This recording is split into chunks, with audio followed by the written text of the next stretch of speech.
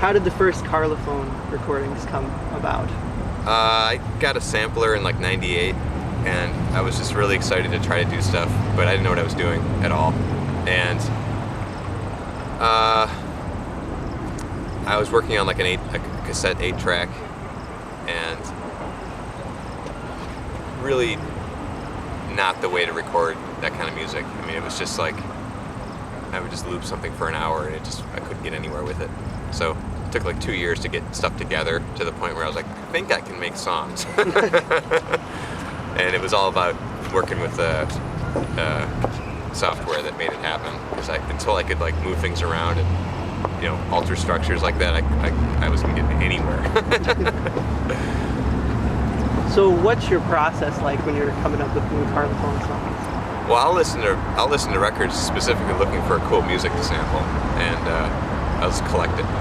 And so I've got piles of stuff like that, and then I try to find things that like will match, like nice things that would be a nice shift in key, or and also try to find stuff that I could play keyboards over, and also stuff that I could play drums to enhance, so it's not just a sampled drum beat, And it's very abstract. I don't really know how it comes together. Like all of a sudden I'll be like, wait, that can go there, So it just takes like weeks and weeks and weeks of screwing around until things start to come together. That's how it's worked so far.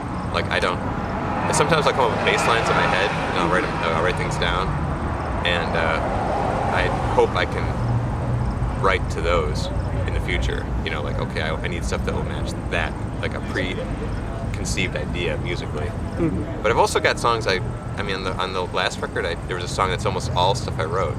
Almost nothing sampled. Like I played the keyboard parts, played the drum beat, came up with different A, B, C parts to it. So that was a lot like writing a normal song almost. And it was just almost like the samples were just like enhancements to it. Mm-hmm. So, I don't know. If you had to take a guess, like how many unfinished or unreleased Carlophone songs are there? Oh, not too many actually. Really? I haven't had time to work on it very much this year at all. So there might be, from the old days, there might be like 15, and they're probably not finished. And currently there's probably like 5 unfinished things floating around, and a whole bunch of ideas, like millions of ideas, either on paper or just fragments recorded. But I wouldn't say there's a lot of like unfinished songs or finished unreleased songs. Like I'm actually like under the gun to get some new stuff finished. So are you working on anything new, or are you going to be? I'm going to be. In the near future? I'm going to be, but not during this tour. There's no time at all. I'm hoping like this holiday season I'll get some new stuff together.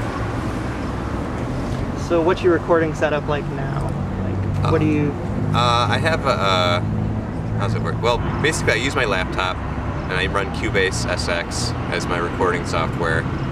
I don't run any MIDI stuff. I don't use Reason or any of those, I don't use Fruity Loops or any of that kind of software. I just, I'll sample records. I have a FireWire enabled, Mackie mixer. Mm-hmm. So that, everything runs in the computer via that. And I'll just record into, my mics and stuff, and for keyboards or drums. Or I'll go direct, through something without actually amplifying it sometimes. I'll just arrange stuff, like get samples together, start coming up with a pattern, and then start to like layer things onto it. So the Carlophone's second record, I guess, sounds different than the first one. I'm not really sure like how it sounds different, but I know it's different. So how will like the next record sound different? Do you have any idea yet? Or? No. I had this intention on the second one not to be too slow, but I ended up not really fulfilling that. Most of the songs are pretty slow and mellow, and I think that just happens to be my style. Mm-hmm. So if there's any like up-tempo stuff, that would be because I really tried hard to do that. So we'll see. It'll probably be similar, but hopefully it will be better. Hopefully keep improving. I always try to just have I try to remember the song as opposed to just like blissing out on some, like some of those like techno tracks where it's like, oh, it's 15 minutes long and it just like evolves slowly. It's like, no, I try to make parts A, B, C. Here's the bridge, that kind of thing. More structured. Yeah, like as if they were pop songs, but they're not. So that's what I try to do anyway. Why they're always slow and mellow, I don't know. What are your ultimate goals with Carlophone? Like success on the scale of like DJ Shadow or something smaller? No, it's not possible. I mean, it's not impossible, but you have to tour, and I never have time. I don't even know how I'd play this stuff live at all. I'd like to sell more records. I'd like to reach more people, get more people into it, and I don't know how to do that without a lot of promotion. So ideally, it'd be neat to like just be able to put out a record every year or two, and have maybe a couple thousand people buy it or at least check it out. And as for playing live, I mean, I think about it a lot, but I don't know how to do it.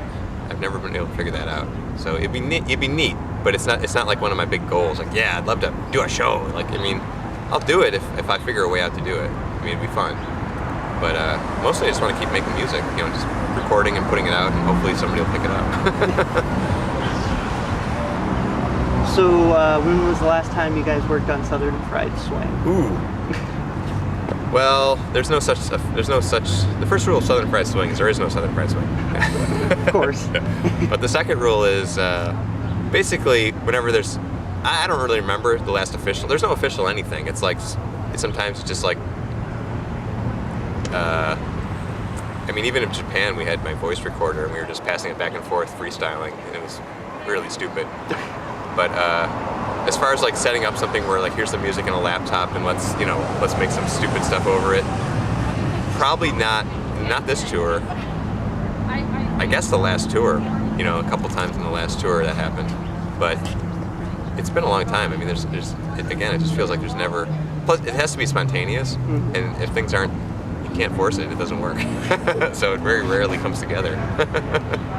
So how many like Southern Fried Swing things are there out there? Like boxes and boxes, just tapes, the old days when we had a 4-track on the bus, I remember we filled like an entire like carry case full of cassettes. So there must have been hundreds of hours screwing around. And I remember we culled it down to like 2 or 3 hours of stuff that we liked, and then I pared it down even more to make a CD out of it. So there's a lot of material. A lot of it's terrible. Some of it's really funny though. I don't know why some things didn't make the cut. It just, you can't tell. You don't know why. You go back. Oh yeah, that one. What happened to that one? Yeah. We want to do a second one. Oh. There's enough material to do a second one. It just hasn't got a chance to print anything up.